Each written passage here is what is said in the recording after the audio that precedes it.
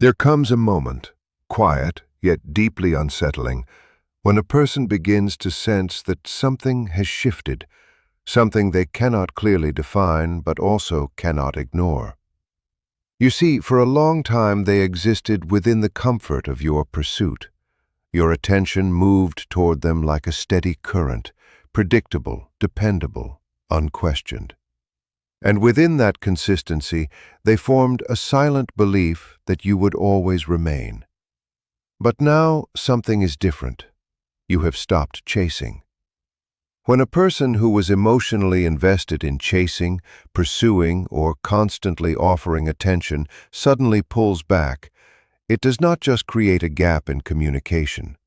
It creates a deeper psychological fracture within the other person's inner world. This happens because human beings, especially within emotional dynamics, do not only respond to actions, but to the energy of consistency. When someone consistently pursues another, even quietly through attention, care, or emotional presence, it builds an unspoken structure in the other person's mind. That structure becomes part of how they regulate their own self-image. They may not consciously think this person makes me feel important, but psychologically that is exactly what is taking place. The presence of pursuit becomes a stabilizing mirror, reflecting back a version of themselves that feels wanted, chosen, or emotionally meaningful. When that pursuit suddenly stops, the mirror does not simply fade, it shatters. And what follows is not immediate clarity, but confusion. The mind is deeply wired to recognize patterns, and it depends on repetition to feel safe. If someone is used to receiving attention, messages, effort, or emotional investment from a particular person, the brain encodes that pattern as expected reality. Once that pattern is disrupted, the nervous system registers it as something wrong before the conscious mind has time to interpret it. This is why the absence of chasing often feels more powerful than its presence. It does not just remove interaction, it removes certainty. At this stage, the unconscious mind begins searching for explanations that protect emotional balance. Instead of immediately accepting they stopped caring or have moved on, the psyche often creates softer interpretations. It may assume temporary distance, external distractions, or a delayed return. This acts as a defense mechanism because accepting the full reality of withdrawal would require the ego to face a potential loss of significance. The ego resists this confrontation because it threatens the internal story of being desired or prioritized. However, beneath these rationalizations, something more subtle begins to rise. The absence of pursuit triggers a form of psychological hunger, not necessarily for the person themselves at first, but for the emotional state their attention created. This is why the reaction is often delayed or indirect. The person may not immediately reach out, but they begin to think more frequently about the one who stepped back. Their attention, once taken for granted, now becomes visible precisely because it is no longer there. In psychology, this is closely connected to contrast perception. Something is only deeply noticed when its absence creates contrast against its previous presence. The emotional system also starts to interpret this shift through the lens of control. When someone is being pursued, consciously or unconsciously, they may feel they hold a certain level of influence in the dynamic. They can respond or ignore, engage or withdraw, and the pursuer remains emotionally available. When the pursuer stops, that sense of influence disappears. Suddenly, the dynamic is no longer centered around them. This creates a subtle internal discomfort because it shifts the balance of psychological power. The mind does not tolerate unresolved imbalance easily, so it attempts to restore equilibrium, either by re-establishing contact or by mentally reducing the importance of what was lost. This is also where projection begins to operate. Instead of directly processing their own emotional response, the person may start projecting explanations outward. They might assume the other person is playing games, intentionally creating distance, or testing them. These narratives are not necessarily accurate, but they serve to protect the ego from admitting vulnerability. Because vulnerability in this situation would mean acknowledging that the absence is affecting them more than they expected. Over time, if the withdrawal continues without interruption, the emotional system begins to adjust. What once felt like background noise becomes a clear emotional signal. The person starts noticing patterns they previously overlooked. Memories become more vivid. Moments that seemed ordinary while pursuit existed now gain emotional weight in hindsight. This happens because the brain reconstructs meaning based on present absence, not just past presence. At the deepest level, what is actually unfolding is a forced shift from external validation to internal reflection. As long as attention is being received consistently, the mind can remain outwardly focused. But when that attention disappears, it turns inward out of necessity. This inward shift is often uncomfortable because it exposes unresolved emotional dependence, attachment patterns, or identity structures built around being desired.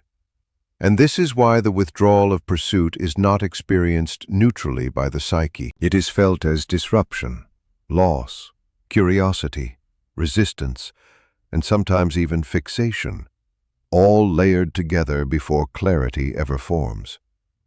Attention functions as a form of psychological currency because it is not just social interaction. It is a signal of value, recognition, and emotional investment that directly shapes how a person perceives themselves. Human identity is not formed in isolation. It is continuously reinforced through feedback loops with others. When someone receives attention, especially consistent and emotionally meaningful attention, their brain interprets it as confirmation of relevance. This does not always reach conscious awareness, but it is deeply encoded within the emotional system.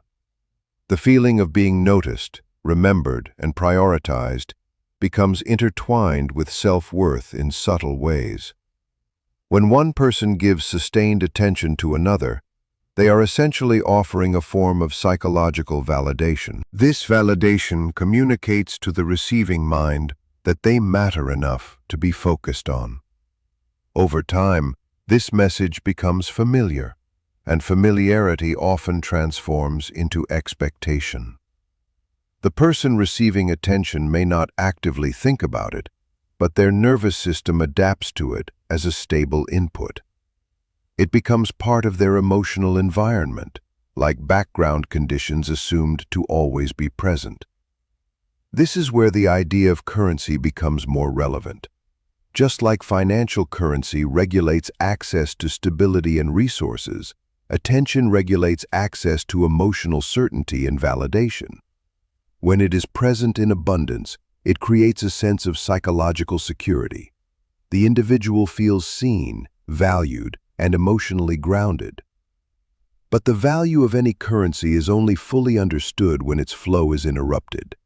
As long as attention remains constant, it is rarely questioned or deeply appreciated. It becomes integrated into the baseline of experience, quietly shaping perception without being examined.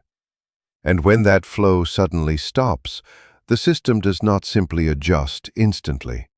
It reacts, it questions, it searches for meaning, and in doing so, it begins to reveal just how much that attention once mattered, even if it was never consciously acknowledged before. However, when attention is pulled back even slightly, the system that relied on it begins to sense a deficiency. This deficiency is not merely emotional in a simple way, it is structural in nature. It influences how the person organizes their internal sense of value and importance. The absence of attention creates a void where validation once flowed, and the mind feels compelled to respond to that absence. It may not instantly translate into conscious longing for the specific individual who withdrew attention, but it often shows up as a general feeling of uneasiness or an increased mental focus on that particular source. On a deeper level, attention also serves as a mirror. When someone gives you attention, they are reflecting you back to yourself through their reactions, responses, and level of engagement. This reflection helps stabilize identity because it reinforces a consistent image of who you are in relation to others. Without that mirror, identity becomes less externally confirmed, and the mind begins searching for alternative sources of reflection or explanation. This is why the withdrawal of attention can feel unsettling, even if the person does not consciously recognize emotional attachment. The psychological reliance on attention does not always imply weakness or insecurity. It is a natural consequence of how social brains are structured. Humans are designed to read signals from others to determine their place within social hierarchies, relationships, and emotional connections. Attention is one of the clearest signals used in this process. When someone consistently provides it, they are indirectly assigning importance to the receiver. The brain tracks this pattern and integrates it into its understanding of self-worth and relational security. Over time, this can form an unconscious loop where attention is not just appreciated, but anticipated. The expectation itself becomes powerful. Even when the person is not actively receiving attention in a particular moment, the expectation of it continues to shape their emotional baseline. That is why when attention is suddenly reduced or completely removed, it does not feel like a simple absence. It feels as though something essential is missing, something that should naturally be present, even if the conscious mind cannot immediately define what that something is. This also explains why attention can become subtly addictive, not in the sense of dependence on a single individual alone, but in the reinforcement of identity through external feedback. Each message, interaction, or sign of interest strengthens a loop that communicates that you matter in this context. When that loop is active, the mind experiences emotional reward. When it is interrupted, the reward system detects a drop, which can trigger overthinking, curiosity, or attempts to restore the previous flow. In relational dynamics, this is why attention often becomes more influential than overt actions. It is not just about what is done, but what is consistently directed toward a person's awareness. Focus itself becomes the offering. And when that focus is removed, it does not simply create silence.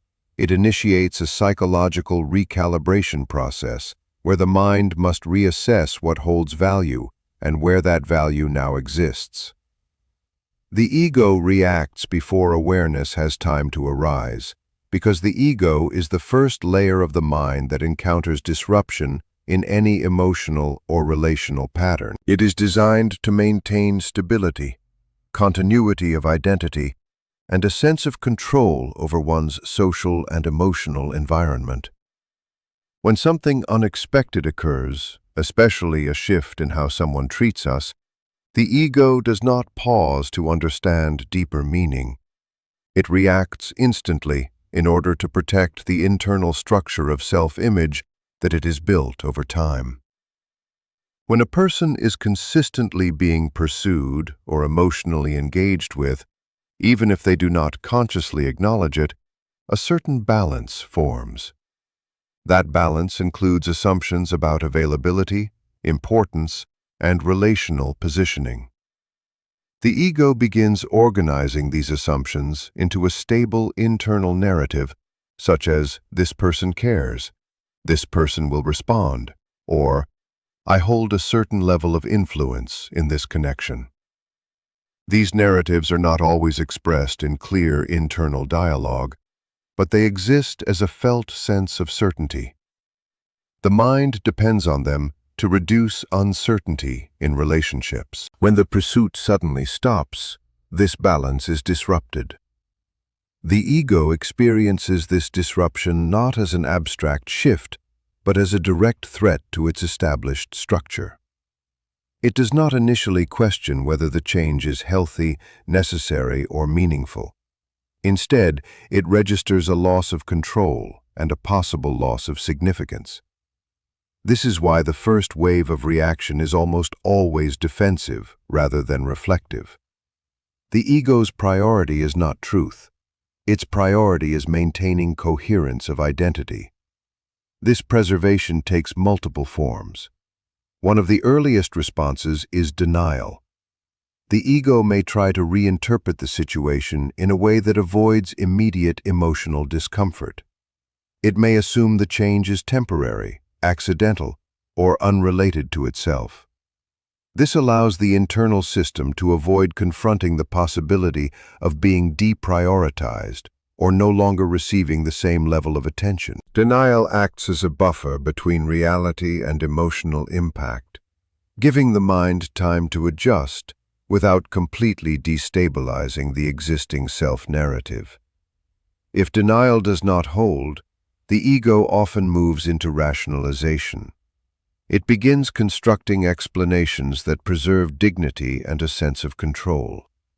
For example, it may interpret the withdrawal as strategic, intentional, or even manipulative.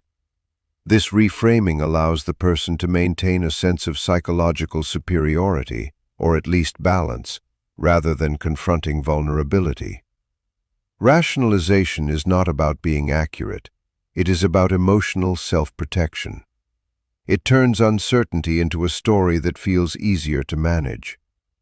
Another common response from the ego is the reassertion of control. This can appear as sudden attempts to reconnect, test limits, or provoke a response from the person who withdrew. These actions are not always fully conscious strategies. They are often impulsive behaviors driven by discomfort with the loss of influence. The ego attempts to restore the previous dynamic because that dynamic is familiar, and familiarity is often interpreted as safety. Even if that dynamic was not deeply fulfilling, it was predictable, and predictability reduces psychological tension.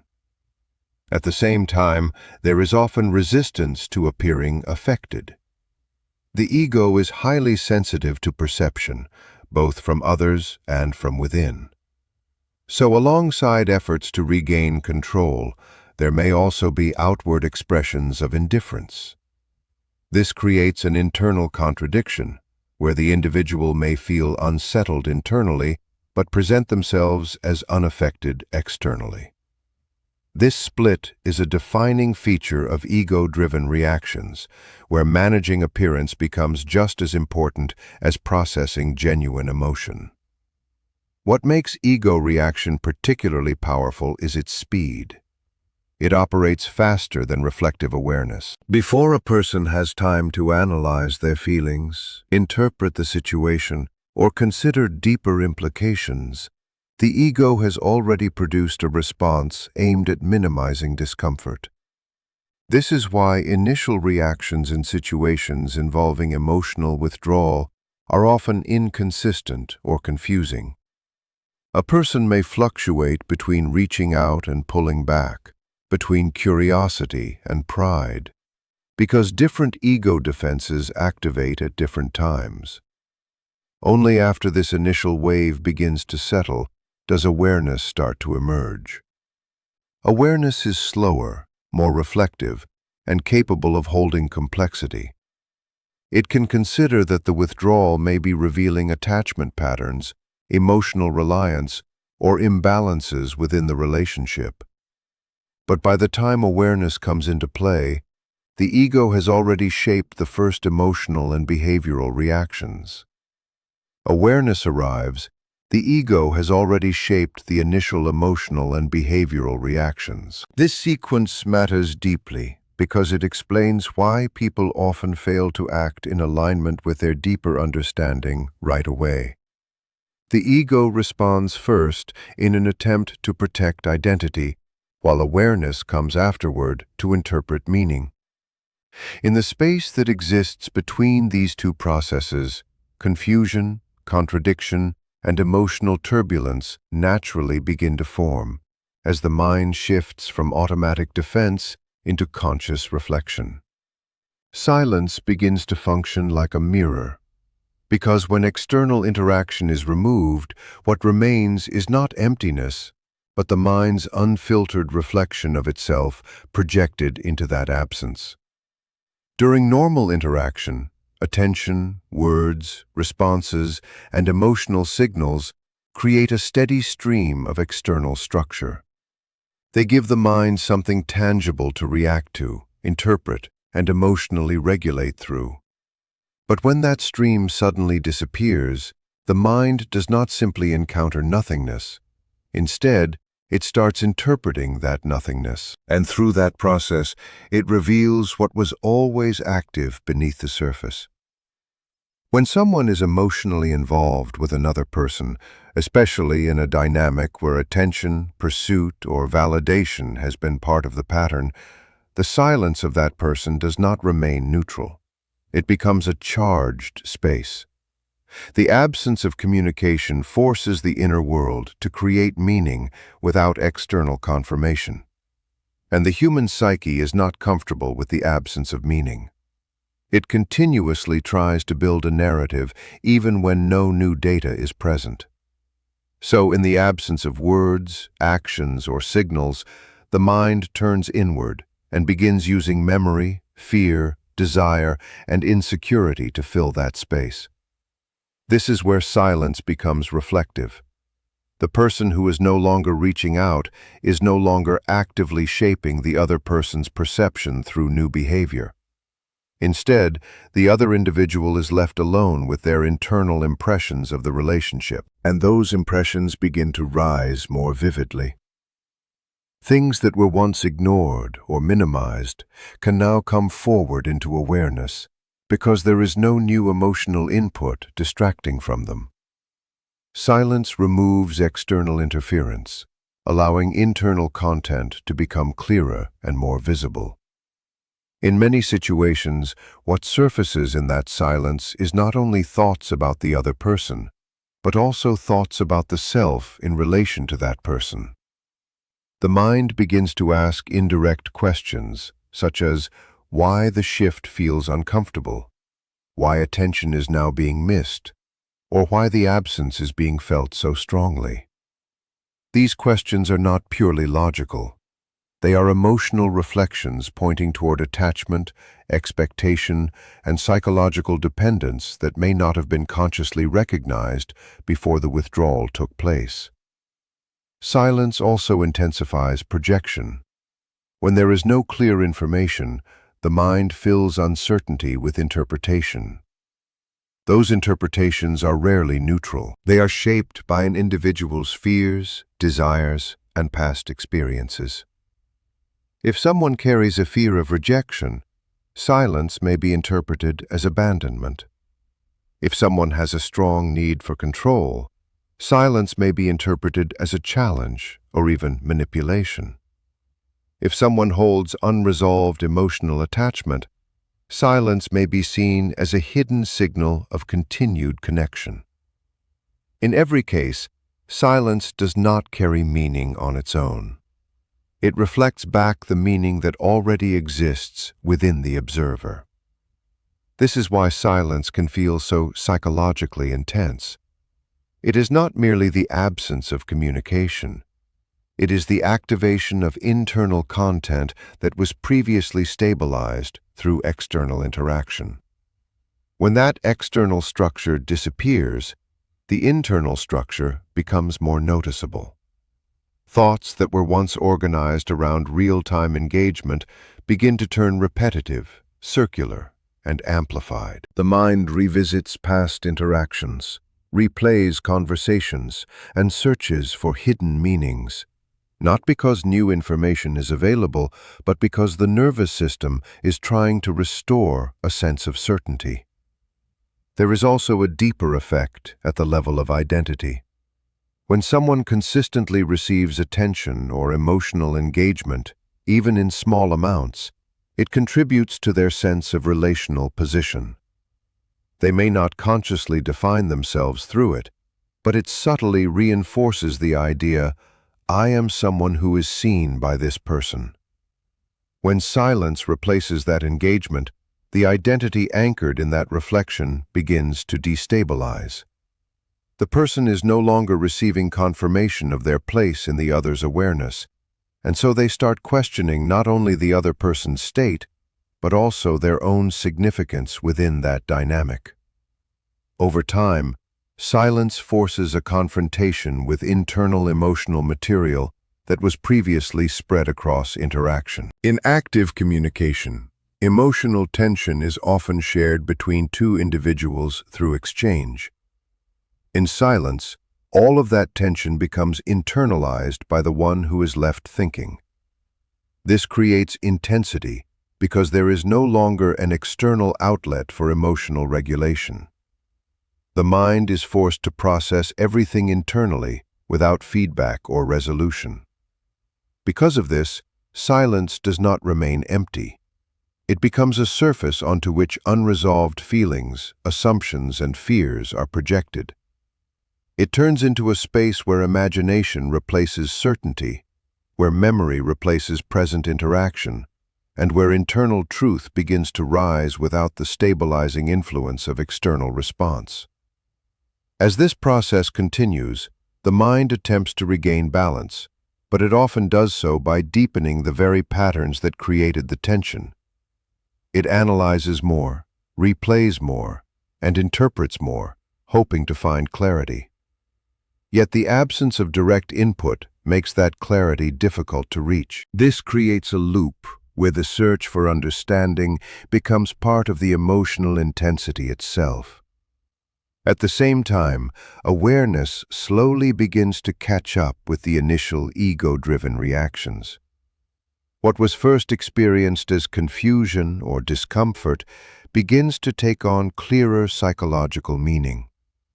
The individual may begin to recognize patterns in their own responses, noticing how much of their emotional reaction is tied not just to the other person, but to their own internal expectations and attachments. This is the turning point where silence shifts from being purely distressing to becoming informative. Because within that discomfort lies information about what truly matters to the person, what they fear losing, and what they may have unconsciously depended on. In this way, silence is not passive. It is active in a different dimension. It removes distraction, removes immediate validation, and removes the structure that once kept internal processes regulated. What remains is a direct encounter with one's own psychological landscape. And while that encounter can feel overwhelming, it is also revealing. Because without the noise of interaction, the mind has no choice but to face what has been operating beneath the surface all along.